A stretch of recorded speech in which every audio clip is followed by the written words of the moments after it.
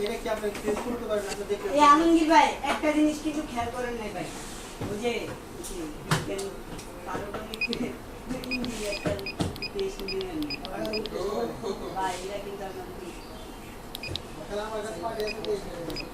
রানা ভাই কিছু করে না।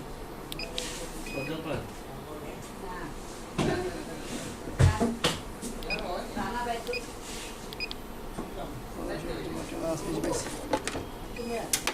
আচ্ছা ভাই আপনি কি ইচ্ছা নাই